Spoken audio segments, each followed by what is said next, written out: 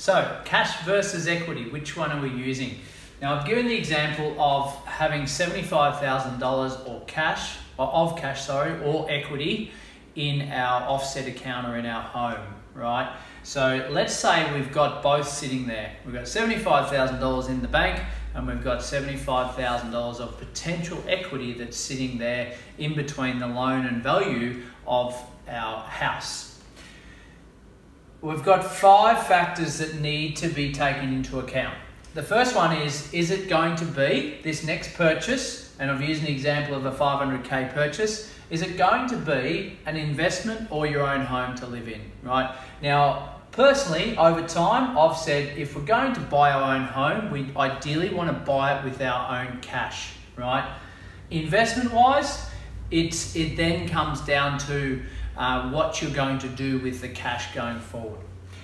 Is it tax deductible is the second portion of that. So can I claim the running costs of that 75K that I'm using? So to explain, if I've got $75,000 in cash, it's mine. I own it outright. I don't pay any interest on it if I go and use it. However, if I'm using equity, that $75,000, as soon as I draw that down to use as my deposit, I'm going to pay interest on that from the banks. Does that make sense?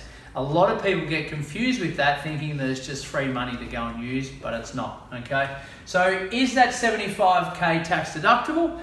Well, the answer depends on what you're going to use it for, own home or investment. In most cases it is when you're buying an investment, most cases it isn't when you're buying your own home.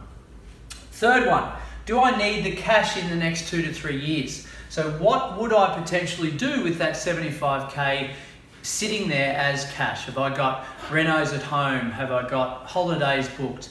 Do I want to buy another property? What do I need to do in the next 2 to 3 years so that if I've used that cash, it's gone, and I want it in 2 years' time, very hard to get it back because it's already in an existing property. So do I need the cash in the next 2 to 3 years? Yes or no? Depends on your situation, but goes a long way to forming the opinion of which one you're using, cash or equity. The fourth one, what can I save per month or per year?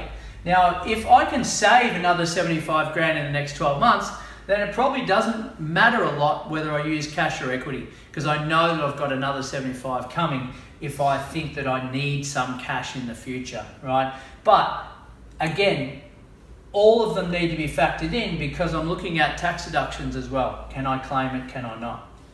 And then the final one is, what's my property purchase? What am I looking at buying? How much is it going to cost, etc. So on the example of a 500K purchase, if I'm going in with a 20% deposit, I'm going to need $100,000. 75K of cash is not enough, so I need to go and get some equity, right? So it might be a combination of both, in fact, right?